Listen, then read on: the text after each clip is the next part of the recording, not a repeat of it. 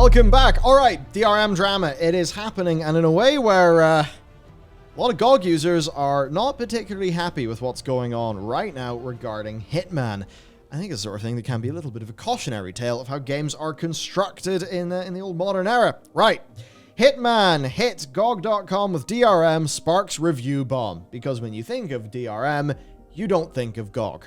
So what is happening here? Well, while previous Hitman titles have been on GOG, IO Interactive's most recent World of Assassination trilogy has not been. This changed last week when Hitman Game of the Year Edition launched on the GOG platform, but the launch did not go well because it's currently sitting on a 1.4 out of 5-star review on the storefront, which of course is an all-time low for Hitman games on the platform. And if you look at how good those new Hitman games are, I mean, there are some things to be critical of with just how they came out, some of the, some of those weird elements, but as far as Hitman games go, they're pretty damn magnificent. Certainly not deserving of a 1.4. So why have they got a 1.4? Well, all the complaints center around one thing. The game is not entirely DRM free. Hitman requires an internet connection, not only for the standard online modes and leaderboards, but also for the game's main progression modes. So you can't unlock new gear, add additional loadout slots, or progress in the game without an internet connection. So, why is this thing a big deal? Well, it's GOG. GOG's anti-DRM. We care about games. GOG.com is a digital distribution platform with a curated selection of games, a you buy it, you own it philosophy, and utmost care for customers. And being no DRM is basically a thing that they have been known for. Then it's also an issue with the Hitman Store's page that says DRM free, no activation or online connection required to play. Which is technically true, but not in the spirit of it. Yes. Yes, exactly.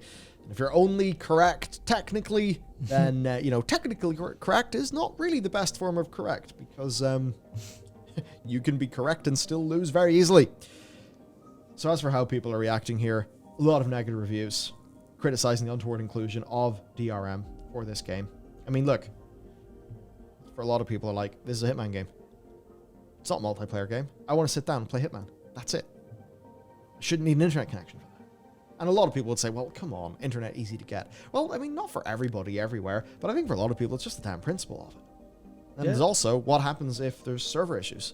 What happens if there's a lot of what ifs that people would be potentially worried about. And if you're worried about those things, that's why you would go to GOG in the first place. Yeah. That's why this service exists. That's why it's so popular. That's why because it does serve a niche that no one else is serving. Yeah.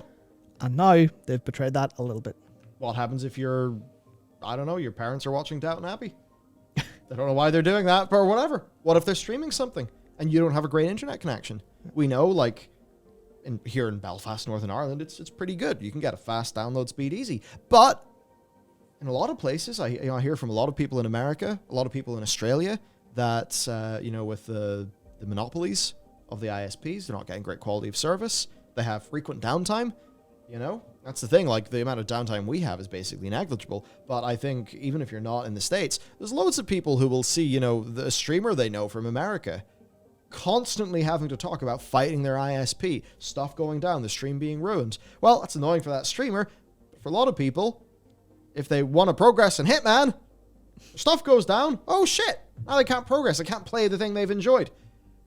And as you said, this is the one storefront they would go to if that was a risk factor for their gaming. Now, there have been allegations of review bombing from GOG themselves, though the majority, even the harsher reviews, are just warning potential people about the unadvertised realities of the DRM, and people just aren't happy. So GOG have a response.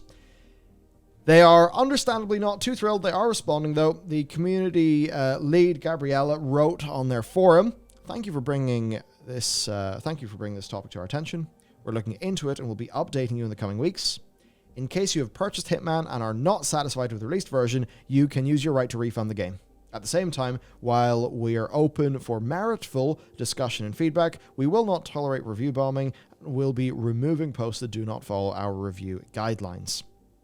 Now, this here being a bit of a mention of review bombing kind of annoyed some people who felt that their negative reviews contained valid complaints that were designed to help inform other people. And in response, this was said, we will not review or remove reviews like that. only those that are against our review guidelines.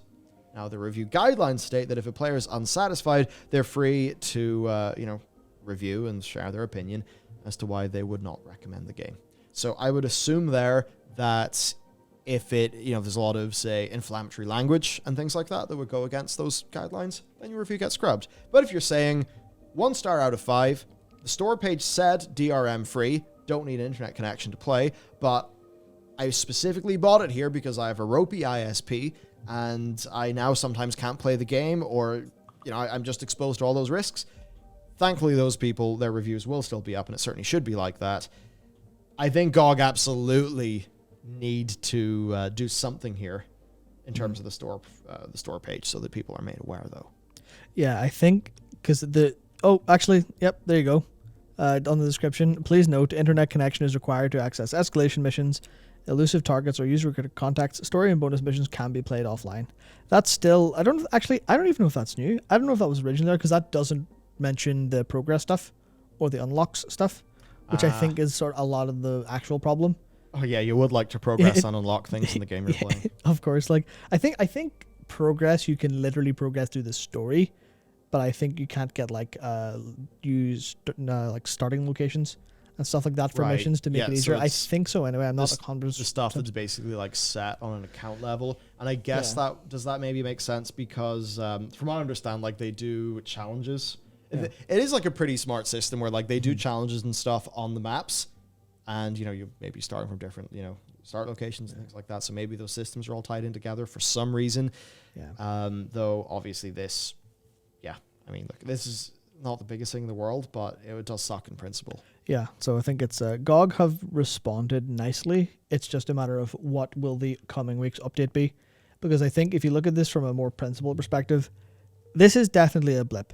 Because I don't think GOG have ever been embroiled in a drama like of the same level before, of the same genre, the same type of, oh yeah, we just threw a game with DRM on the store and didn't tell you.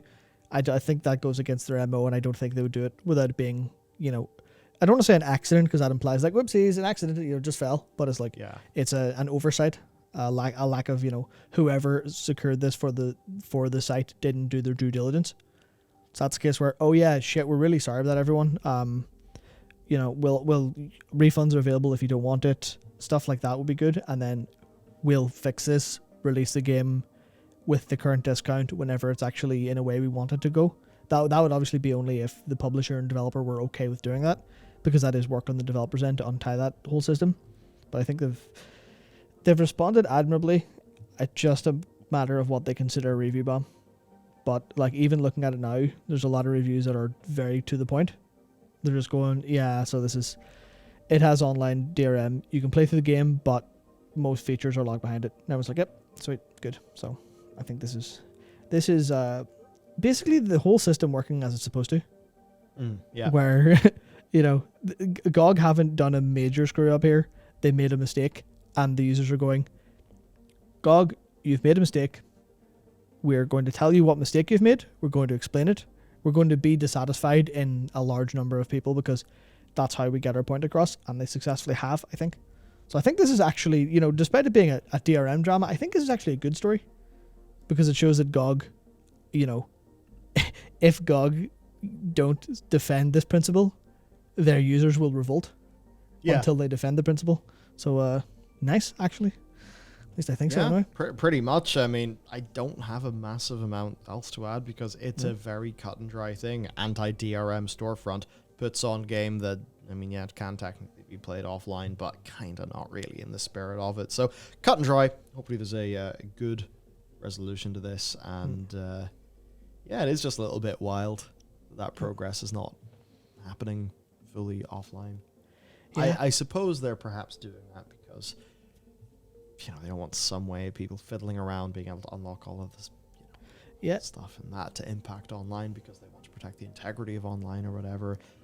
I can understand how then it's a problem if oh dear, now the scoreboard means nothing, so now the whole hook of playing our game, for turning this Hitman into a 500-hour game, not a 50-hour game, then that goes. So I can sort of understand their thinking there, but there has to be a better solution for people.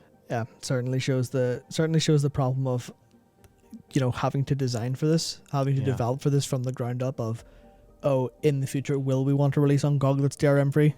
Instead of getting caught in the whole, oh, well, obviously this is going to be online. You're solving problems one step at a time as opposed to seeing the bigger picture.